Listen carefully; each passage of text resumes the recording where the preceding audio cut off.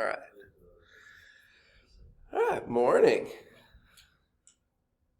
All right, so we're going to keep going on coaching there. Nyla, could you close that since it's going to be noisy no matter what we do up there?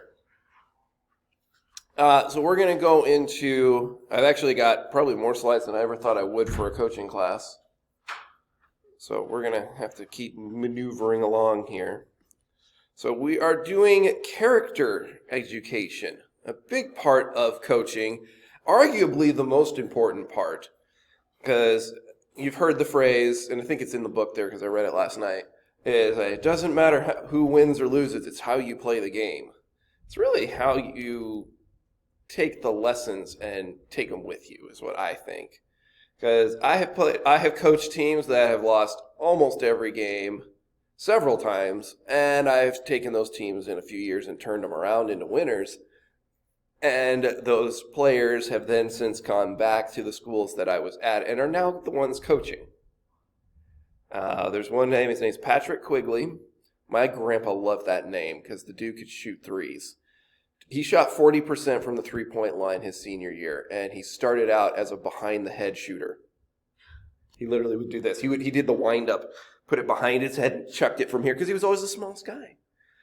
And now he's coaching the team at Sunnydale, and it just makes me so proud.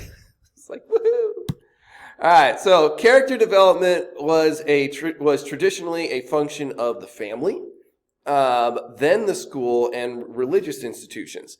Problem is that since families had broken down, and we've kind of, as a whole in education, abandoned moral education because we might offend somebody, we kind of have a moral crisis in our world, and this is from the book. This is not necessarily me. Also, this book is like 10 years old. They're supposed to have a new one soon, and so some of like the facts and things in here, I'm really curious how they're going to change that in this book. But it hasn't been released yet. I know it's going to be. I'm on the list to get a copy of it whenever it does. So character education can help reduce the negative behaviors of youth. And one of the best places to do that is as a coach. As I said earlier, you have, as a coach, a stronger influence to be a role model on your players than sometimes parents and teachers are. Especially if they don't have a good relationship with their parents, they tend to gravitate towards another role model. And usually, if they're playing sports, that ends up being the coach. So coaches can play a pretty big role in that character education. All right, so these are some old numbers. I tried to find new ones, but this is the best I got. So from 2000 to 2009, total crime went down 18%, and this is under kids under 18. Aggravated assault went down by a third. Vandalism was down by a fifth. Drug abuse was down 15%, and the suicide rate was down 15%. Now, this was before cell phones. Because I know at least in middle school, when middle schoolers started getting social media, the suicide rates tripled. So I don't know how that all applies. I want to see the numbers on this in general. I got this out of the Wall Street Journal. This was just, I couldn't actually see it because you have to pay for it. But 2003, juvenile crimes are surging, reversing the long decline that we had had before. And it's just kids killing kids. So I don't know where all that's coming from, but that was, when I looked up the same surveys that were in the book there, this is the headline that I got. So I'm not sure how much it is. So, man, there's a bunch of these on here. So I'll just give you a second to kind of read a few of those.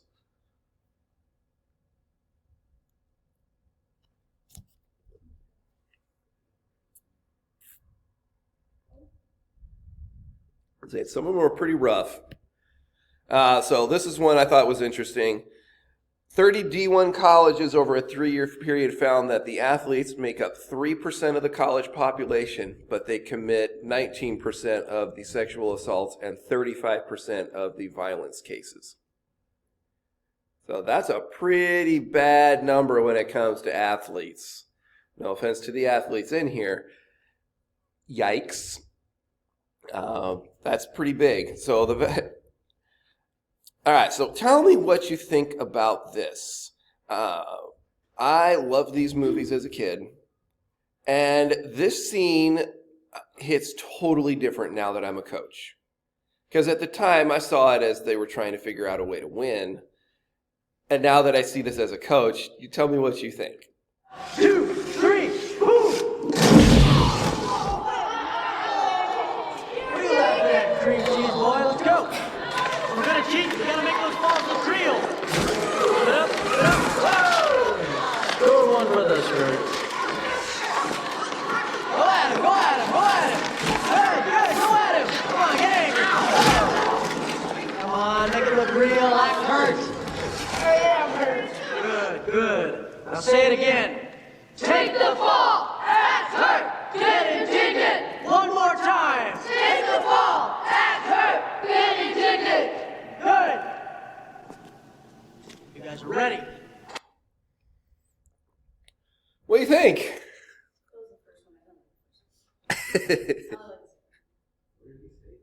Take the fall, act hurt. I couldn't understand the last of it.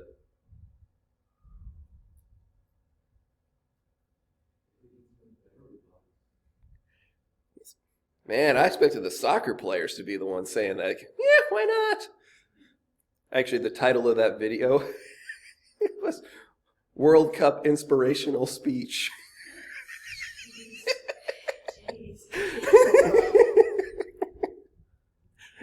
It took me a second. I'm like looking through this at 11 o'clock at night last night because I had the idea of using these videos. But yeah, that was pretty funny. But, I mean, what was he teaching them to do there? He was teaching them to cheat. Like, I don't know very many coaches that purposely teach their players to cheat. These kids usually figure it out on their own. You don't usually have to teach them. You usually have to tell them, stop doing that. But definitely in hockey, that's not something you see taught. Like, they were reaching, they were like at a face-off, and instead of going for the puck, they were going for the skate of the other person and trying to trip them. Like, he was teaching them basically to play dirty. Not really good character education there. So I was like, that actually bothers me now. Like, when I saw that as a kid, I was just like, okay, whatever. And now I look at that, I'm like, what kind of coach is doing that? 2, 3. So, coaching effectively, you'll win your fair share contest. But in the end, your win-loss record is not really what counts. What counts is the influence you had on your player's character. And this is just a quote from our book, which I think is actually a really good coach that Dr. Paulson has a bunch of pictures up in our gym for. It's like Wooten. I think he's one of the writers of the book. So that's where I was saying, like, seeing my old players have enough character to, 1, go back and coach. 2, they went back and are working at a boarding school, which is a very tough life for a teacher. So, like, they not only went into coaching, they went into teaching. And I was like, wow, okay, that means I did something. All right, so here's another, I don't know if I can get this one to work or not. Yeah. I'll slide this over so you guys can see it. That did not work as planned. Chad Qualls in the game facing Derek Jeter. Derek backed off in pain, awarded first base, but take another look at it. Looks like the ball may have hit the bat before Jeter's hip. Take a listen.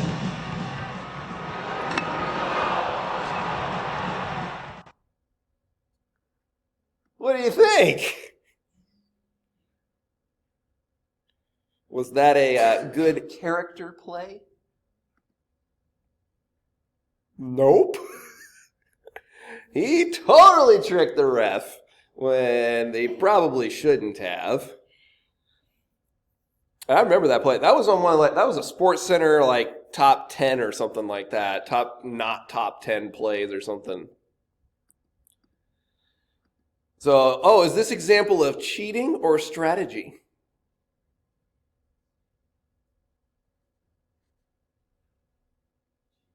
Cheating? Okay. I'd say the correct answer is cheating, but probably it's a strategy that they pick up. Here we go. Would you guys, so let's say at the very end, we're going to talk about this a little more. So we have means ethics and ends ethics. So does the mean justify the ends? So by cheating, by doing this, I will get to win. Or I will get to win because I cheat. That's kind of the direction are you going in there. All right, so good character consists of knowing the good, desiring the good, and doing the good. So character is what you are when you are in the dark and nobody's watching you. So behavior that develops good character will be must be repeatedly practiced in order to become a habit.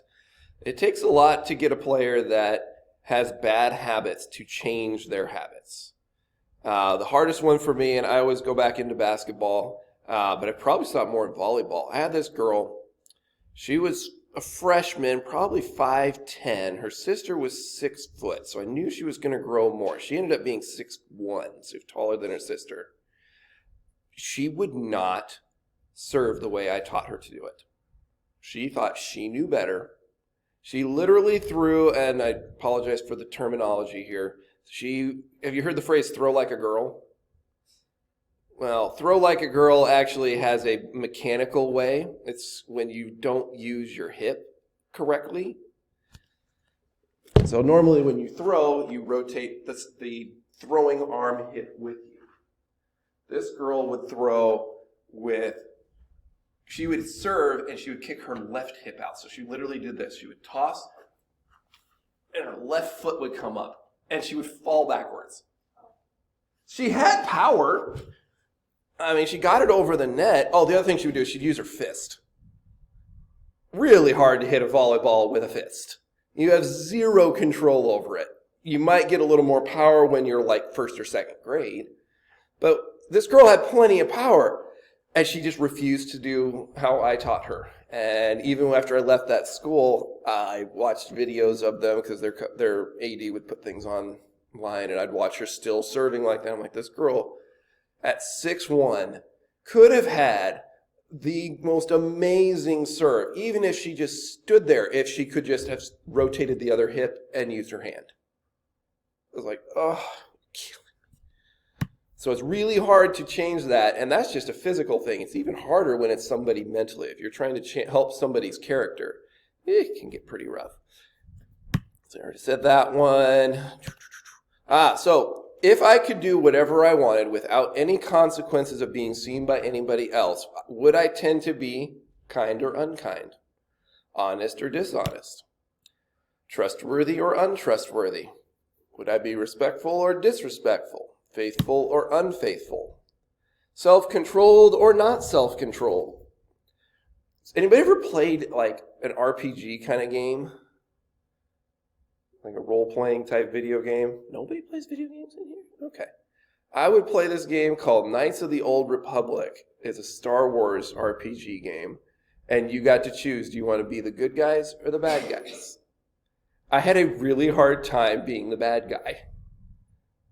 Like, I was like, so, I mean, when I think about this, what kind of person are you?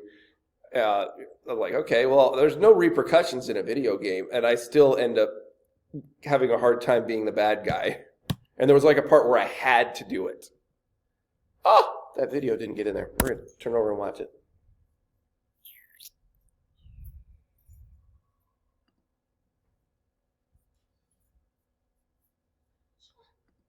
So after he taught them to cheat, this is the next game.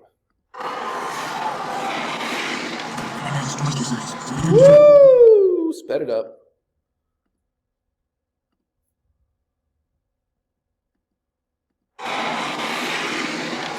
That guy's twice your size. So next time he hits you with a hammer like that, you should grab your eye like it's cut and then hit the ice. Got it? Let's go. Face off. Come on, coach. He didn't seem to like that instruction, did he? Come on, boys, here we go.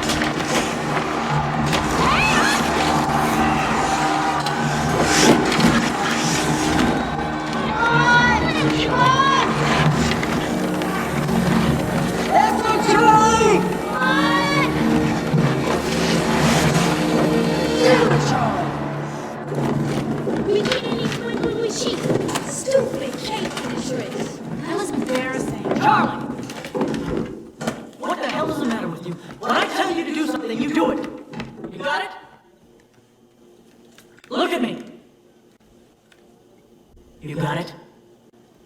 Can't make me cheat. Ooh. Ooh. Ooh. That hits pretty hard. If your player has better character than you. Yeah, this movie hits a little differently now that I'm an adult. It came out, I think I was like 9 years old when these came out, 8 or 9.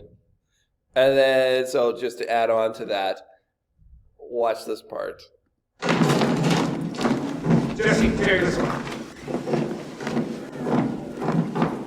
This is what I gave up my overtime pay for? To see my kids taking falls?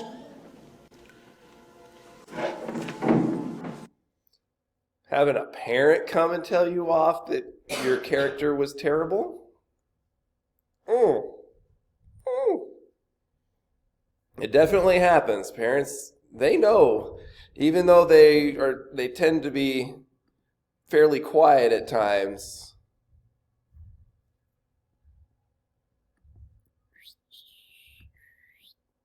That might have messed up my recording. That's okay. All right, so character education. So character education is teaching young people knowledge, attitudes, beliefs, skills, and behaviors to be moral people. That's kind of coaching in general right there. That's the important parts outside. And I mean, winning and losing is a big part of it, and we can still try to win, but those are the things that you want to teach your players more than how to play a game. Character determines how we respond to life events. My brother right now is going through a divorce. And he described it to me as it feels like he's playing a basketball game that never ends. And my brother was a solid player. He was a role guy. He was a garbage player that rebounded, put back. He didn't really score a lot of points, but he also never turned the ball over. He was a very analytical kind of guy. And just hearing him describe sports as a real life situation, oh wow. Character education is a total commitment to educating athletes about moral behavior. I thought I had some other spots in here. So the responsibility of a coach is, I've already kind of talked about that one, is you influence the people the young people you're coaching. Say we're more than instructors, we're mentors, counselors, and character educators. And coaches need to plan for character development as they plan their game strategy. That's a tough one to remember sometimes. I struggle with that one. I'm an X's and O's kind of coach. I want to make sure it's all perfect. Grab this one out of the book, I believe, too. The most important thing in the Olympic Games is not to win, but to take part. Just as the most important thing in life is not the triumph, but the struggle. The essential thing is to have conquered, or not to have conquered, but to have fought well. All right, so sportsmanship is another version of the same thing here. So let's see. Sportsmanship is simply good character while participating in sports. Has anybody seen somebody with bad sportsmanship? Does it get with some of you college athletes? Is it worse? Is the sportsmanship worse or better the higher level you get? I definitely hear a whole lot more foul language on the sidelines in our college basketball games. Those are the ones that you're the closest, so I can hear it. But I remember playing college basketball and guys knocking you over. And instead of helping you up, they said, stay down, expletive on top of you there as they're standing over you. Okay, this is definitely a different type of basketball here. Oh, I always laugh when you watch this level of girls basketball. When they knock somebody over, even if they're holding the ball, they'll stop and help them up sometimes. I'm like, I want to be mad at you, but I can't. I've literally seen 2 girls on a fast break, and the girl does a jump stop. The girl runs into her, falls down, holding the ball, help the girl up. I'm like, shoot the ball, then help the girl up, please. But again, I had a hard time arguing with it. I was really proud of her, but I wanted her to shoot the ball. Character is about who and what we stand for. Sportsmanship is simply good character while participating in sports. Good character consists of knowing the good, desiring the good, and doing the good. Yeah, we'll keep on going there. That's where I put the video. I knew it was there somewhere. So how to teach character and sportsmanship. So coaching for character involves similar steps to coaching sports skills. The development of character can benefit from coaching, and similar to the development of athletic talent. I usually just take a moment when something happens in practice, like when somebody chucks a ball someplace they shouldn't, or somebody starts to get a little. I've never had a fight in practice, but when guys kind of get going too much, they end up like nose to nose, yelling at each other, screaming at their teammates. That's where I just stop practice and we have a little sportsmanship or character talk. So I don't necessarily plan them into my practice. They just happen. Probably should have done that for my girls, 7th and 8th graders that were really worried about what the refs thought and what the other team thought. I probably should have had some character education in there. Standing break!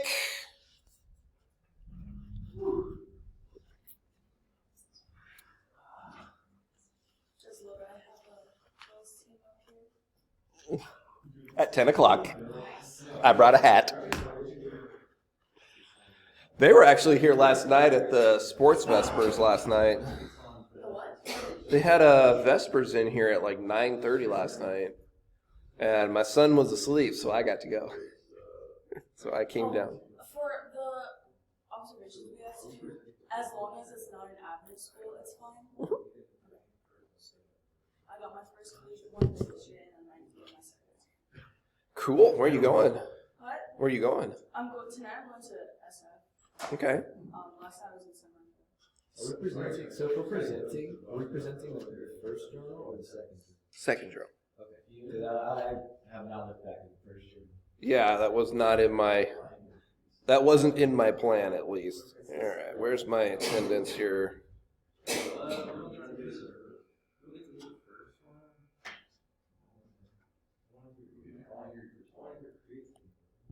I do want to hear his creatine one. I'm actually kind of curious because he's kind of jumping ahead of the game there. Eventually, we go into like steroids and stuff like that in Exercise Fizz. No, but I mean, but supplements. It's supplements, steroids are all a part of that. Oh no, I got some great steroid stories that you're gonna love. Oh my gosh, you have steroids? Oh, like guys at Union that were taking steroids? Oh yeah. You're lying. Oh man, we all knew it. That's insane. When a guy like doubles in size, like he goes from looking like Bao to then looking like when they do that in a semester, they're using something. All right, so 3 steps the book has here to coaching with character. First is identify the principles of character that you want to use. And this also kind of stems from your 3 selves that we were having earlier, who you're striving to be. And then actually teaching those principles of character in practice so that you're doing that before games. And part of this is also like your team rules are the character traits that you're asking for.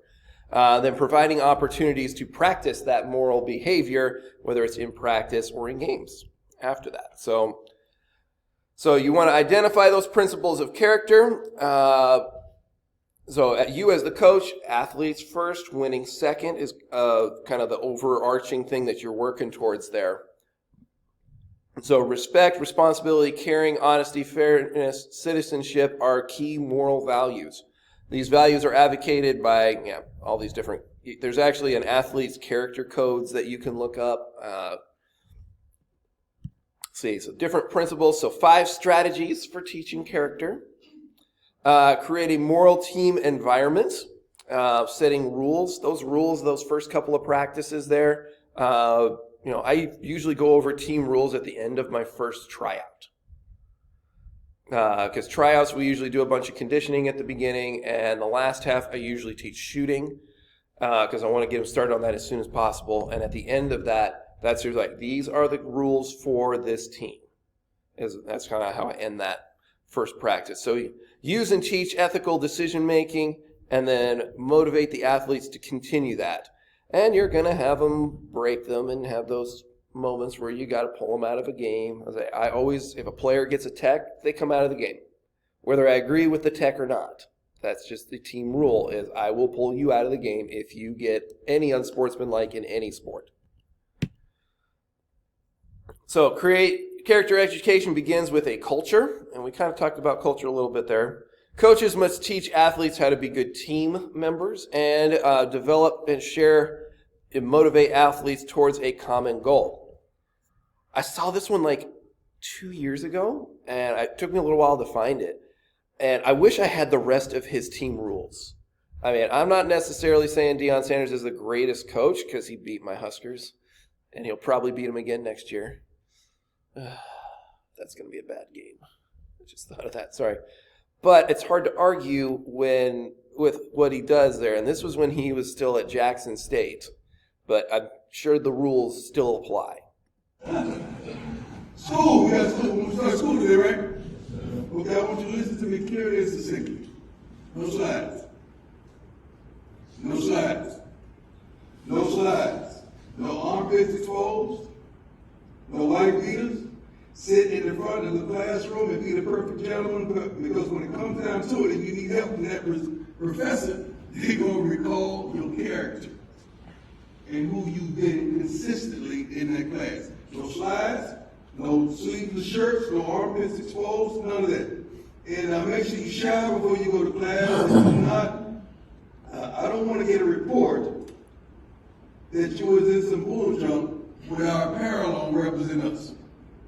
Kids sitting in the back of the class making noise. He's freestyling back to the whole class while I was trying to teach it with Jackson State football shirt on.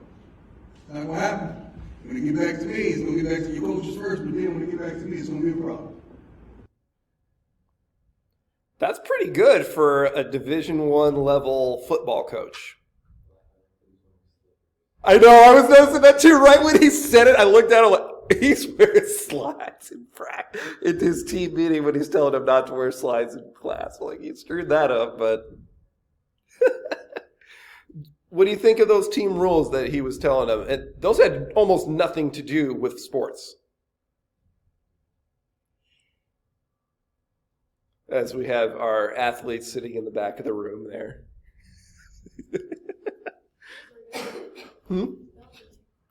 Yeah, but I mean, he straight up said, and I remember watching an old movie. I almost grabbed that clip, and then I remember trying to find, when I couldn't find this one, I almost grabbed the old, it's actually not as old as what the Mighty Ducks movies are. It's Coach Carter.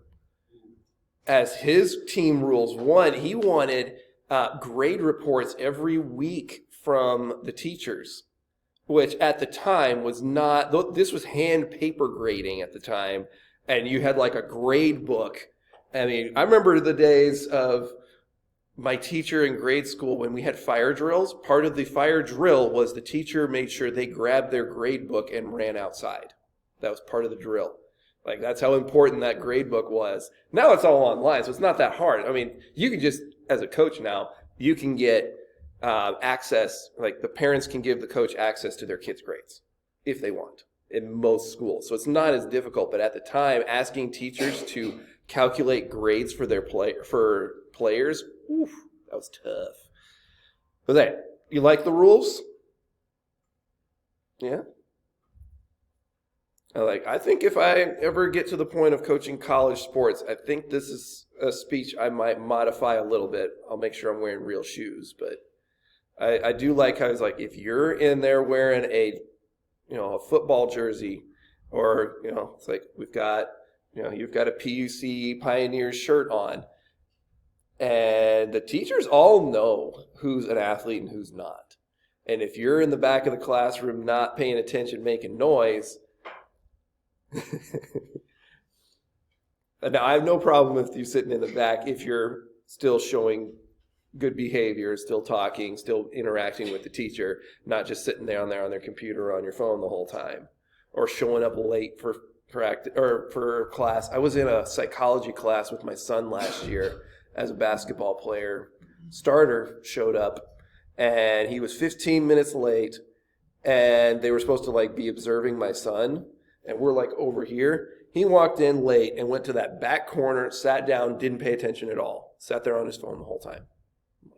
And even the teacher like invited him to come closer and observe, handed in the worksheet. He still sat way back there. I'm like, that is not the character that we want out of our athletes. Because that's just going to make the teachers hate the athletic program by that. Oh, it drove me nuts. So create team rules, boundaries, unacceptable and acceptable behavior. Establish team rules that articulate the societal, I can't read that. Societal values. I've got something in the way in the middle here. So discussing moral behavior. So list of behaviors to help athletes understand the connection between their behavior and traits. Provide exclamations to justify a request of those ethical behaviors. Now that's what that video there a second ago, he didn't really give reasons. He was just kind of reading out the list. He didn't go really into a whole, that's what I say, I wish I had the whole team meeting there rather than just somebody's cell phone on the front row there. So use and teach ethical decision making. So give athletes a chance to make the appropriate decisions. Making involves evaluate alternative course of actions. And those are ones I'm going to do in practice when somebody starts getting all angry at somebody, someone chucks a ball, whatever. That's where I'm like, I'm going to ask them, what's something else you could have done? And the younger they are, the more often it seems to happen, at least for the coaching level I've had. Like my 7th and 8th grade teams have had way more fights and squabbles than my high school ones. So I don't usually get that, but that different courses of action is always a good one. So inspire the athletes to be the best they can be both on and off the sport field. And that's one thing, reason I love these tournaments like the one going on above us here is that's the place where they get to see you as a coach off of the court. How do you act when you're not in the gym, when you're taking them to Vespers on Friday nights, when you're going to church with them, and the teams always tend to kind of sit as a team because they don't know anybody else at the college that they're at. So you get to they get to see how do you act during church, and they're going to notice every little detail. Are you sitting there on your phone playing Pokemon, or are you paying attention and singing and all that kind of stuff? Yeah, somebody noticed me playing Pokemon yesterday. That's where that came from. Coaches are also teachers of character and to get them to behave their best. So providing opportunities to practice that moral behavior. As I say, there's always going to be times to do that. I need to keep going so I can get through everything here. One more standing break. Got 10 minutes. Now we get to hit the hard and heavy stuff of the chapter.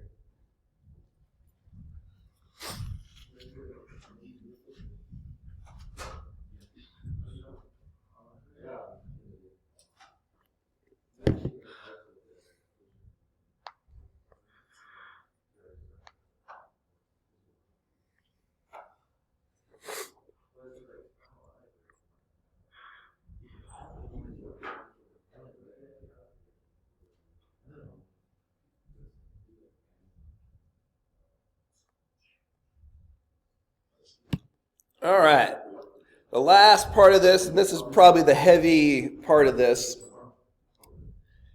bullying and hazing. When you're teaching character education, this is kind of where it gets over the top, and this is usually stuff that's going on outside of your control. Does anybody know of anything recently in the headlines of bullying and hazing? About 2 months ago, maybe a little over a month ago. About August when school started for most schools, not us. Northwestern fired their coach, Division I college football coach. They fired him with probably a dozen or more students coming forward saying that there was some pretty nasty bullying and hazing going on in their locker rooms there. And it's come out that went beyond football even, like other sports teams, volleyball, softball, soccer. It was a whole culture at that school that had been going on for a long time, and it kind of came down on just the football coach. Haven't heard if any of the other coaches got fired, but whoo, Northwestern is generally one of the higher. It's harder to get into Northwestern. It's just outside of Chicago, but it's almost like an Ivy League school. I think at one point they were, and then they kind of decided they want to do more sports and actually be better at sports, so they changed conferences. But it's a pretty heavy thing there. So bullying is an act of aggression with the intent to harm someone physically, and that's the one that happens more often, is psychologically. You get a lot of bullying in your 7th and 8th graders, 5th and 6th graders. So they'll just do it blatantly right in front of you. Hazing is a form of bullying influenced on an individual who want to get into a group. So hazing used to be really big in like the gang culture of the 90s. I'm sure it still exists. It's just not as prevalent as it used to be. But they would like beat the tar out of you, and then you could be a part of the gang. It was some of that kind of thing is what used to go on. It doesn't happen. I haven't heard as much of it anymore. So bullies act alone, while hazing usually is an entire group or a team. So that's kind of where those kind of go there. Here's a little bit of those headlines there from this guy at Northwestern. Reese, just your general analytical and emotional reaction to the story, which culminates in Pat Fitzgerald getting terminated. John, I'm shocked by it, and as long as I've been around this sport, not much surprises me anymore. But had someone come to me the day before this story broke and said, there's about to be a story in the sport that involves hazing of a sexualized nature, and it's going to be, fairly rampant and known within the program. Give me 6 guys that you can guarantee it's not happening in their program. Pat Fitzgerald would have been on that list. It doesn't comport with what I've known of Pat over the years, yet the idea that this was not a secret in nature, that members of the football program for years and years had some knowledge of it, whether they thought it was something that was harmful or playful, sort of doesn't matter at all. I'm really surprised that it was going on at Northwestern, and really shocked that it got to this point. I would like to have seen Northwestern be a little bit more forthcoming. Reese, just so a little bit more on appears that there this. will be a cavalcade of lawsuits soon against Northwestern administrators and athletic officials. The university continues investigating allegations of hazing and bullying after firing football coach Pat Fitzgerald and baseball coach Jim Foster. At least 2 football players have already filed lawsuits, but they did so anonymously. Wednesday, 4 former football players spoke out publicly, along with their attorneys, and they said they plan to sue as well. John Barr has more in the SportsCenter report. And they're up to at least 4 lawsuits now. I'm like, that was several weeks later, so that was maybe a month ago now. So the first one was like 2 months ago. And they're up to at least 4 lawsuits now. And it looks like the softball coach or baseball coach, I couldn't tell who that was. It was one of those kind of ball sports there. At least that was the uniform he was wearing. So forms of hazing, you can make it or act embarrassingly or humiliating somebody, swearing, yelling, depriving people of sleep or personal hygiene, like not letting them shower after, and some of this stuff goes on in like the dormitories. So like at times it's hard to hold just the head coach accountable, because it was probably the seniors, the captains, maybe assistant coaches. I mean, those programs for football have 150 players sometimes traveling, and then probably 50 plus staff. So it's hard to hold just one person accountable to it, but that is the person that usually gets in trouble the most. But that one sounded like at Northwestern, it went beyond just one sport. It was a culture that I'm guessing was going on in the dorms more than it was in the locker rooms. And it just kind of kept going. And it probably went way too far. Oh, yeah, forcing people to eat things that they shouldn't. I've heard of people having to eat like an onion or something or worse. Physically, I was kind of talking about that one. Forcing people to drink things that they probably shouldn't. And then what they were saying, sexually assaulting people. And they did go way too much. I didn't want to show you the rest of that like when they were talking about it, because they kind of described some of the things that were going on. I'm like, yeah, that's a little much. And let's see, got a couple more here. So this is straight out of our book. So this is another one where I think I would love to see the stats now in comparison. So 42% of sixth graders reported being bullied. Wow. So like more than a third of sixth graders, while 14% being injured. See, 48% of high school students report some form of hazing. Okay, this book was written in like 2010, 2011. So say that was 10 years ago. So, I mean, do you agree with that, or do you think it's higher or lower? Because you guys are the ones that were in high school like 4 or 5 years ago or less.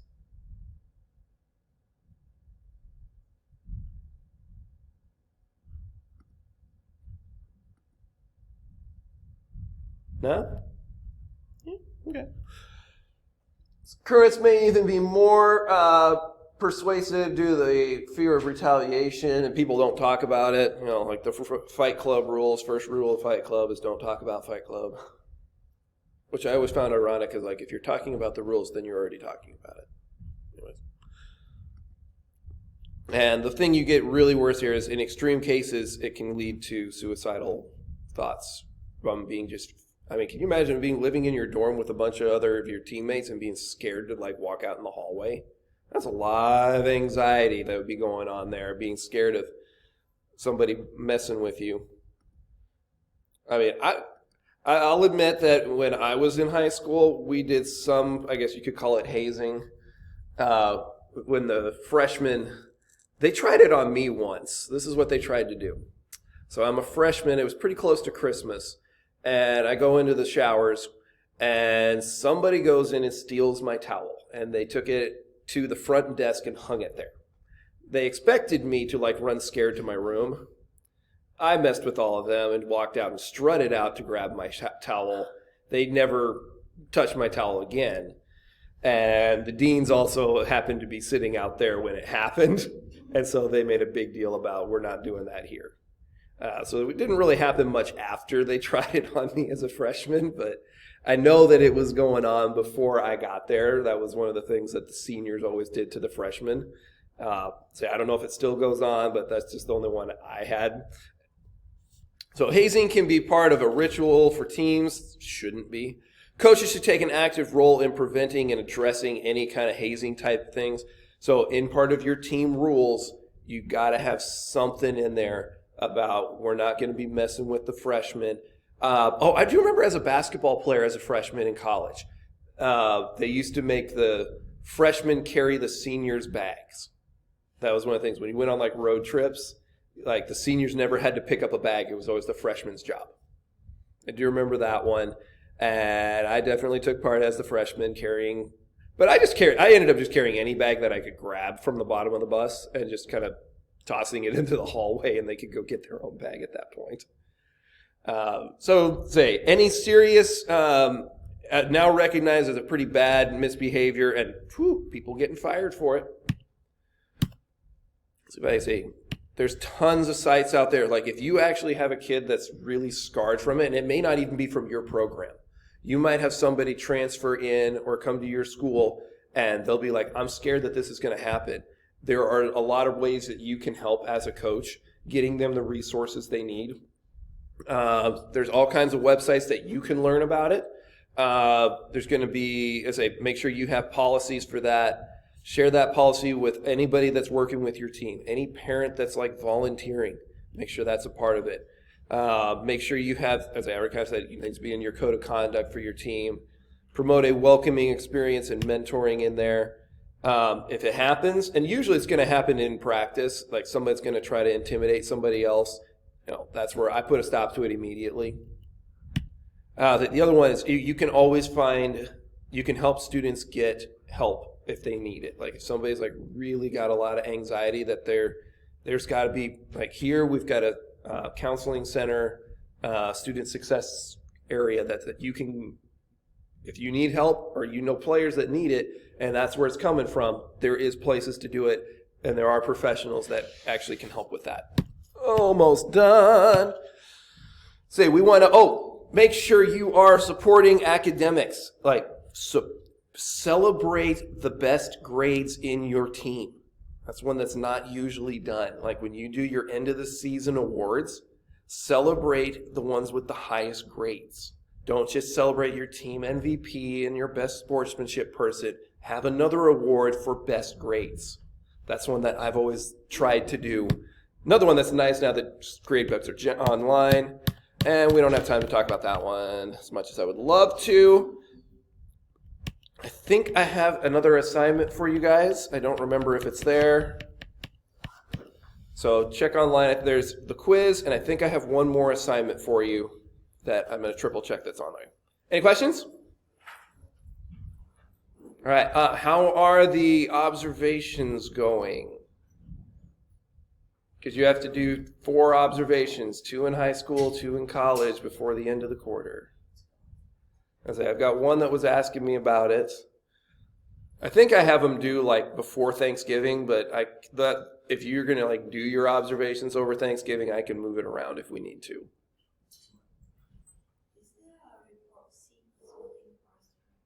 There is, I believe.